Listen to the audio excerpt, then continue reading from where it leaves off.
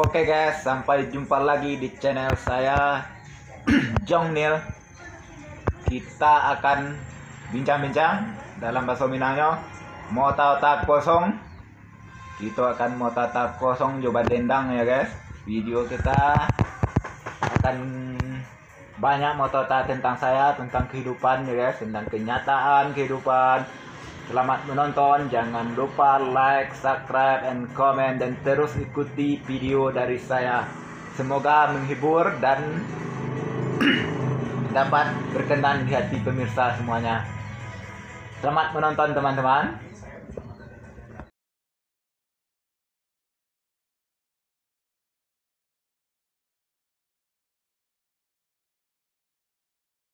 Oke, sampai jumpa lagi dengan channel Badendang Jo Mau Tak Lama, Mau Tak Kosong. Sebelum mau tak kita membagian prestasi Embo ya dari KT.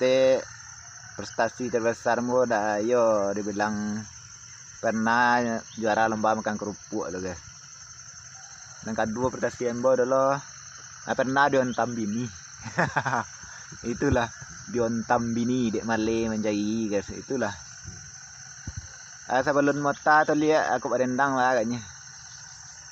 Mulai 1, 2, 3. Di maninjau padila masa yolalai, batang kape batimpo jalan, hati nan risau dan bau gala yolalai, nan bak pane mangandung hujan. Sampai itu ya lalu nak lagu. Kok kita sambung lah balik lupa boleh lirik kan. Nah, cerita kita balik tuh. Kok prestasi yang tak ada lah. Itu prestasinya. Juara makan kerupuk jadi ontam bini. Tapi cita-cita ayo ndak jadi dewan lagi, ndak jadi bupati aja itu kan. Nah, itu nama buat kerja. Itu nama buat kerja teman-teman Jong Neil. Akhirnya kita kini mengumpan piti menakik lo ya. Menakik mengumpan piti untuk mencalon jadi caleg tahun 2024 so. Mohon ke teman-teman Jong Neil so dipilih Embo. Nah, gitu. Mata kosong bo pandai kok. Saya dendang pandai lo stek-stek itu suara yo walaupun enggak rencak tidak jadilah kan. Nah, semoga Anda suka, semoga Anda terhibur. Jangan lupa like, subscribe, and comment.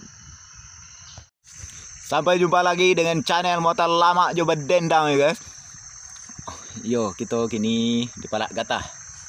Kita akan motor tak kosong ya guys. Yo, kalau hidup di kampung tuh telingo harus tabah guys. Apa nak kerajon, orang tahu capek tuh. Kerajo buruk wak, orang tahu loh. Kerajo elok wak, orang lah tahu juga. Ada juga buruk orang tuh kalau kerja elok wak. Itulah hidup di kampung tuh harus pandai menabaan telingo. Kecek orang tuh banyak guys sekali liang wak. Sebelum baca cerita wali, barendang itu lu agaknya. Kok dendangnya dendang lama guys. Masuk ambo ketek-ketek dulu. Suka bana mau lagu kau entah siapa penyanyinya kini.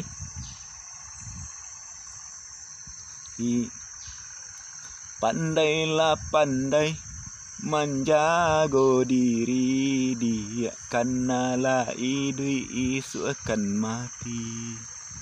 Kamaraun kasingkara mangasinan makan rujak. Mereka mau pandai nyanyi ya. Mereka pandai nyanyi, tapi lagu kok yo takkan naik sampai kini tak boleh liriknya tu kan.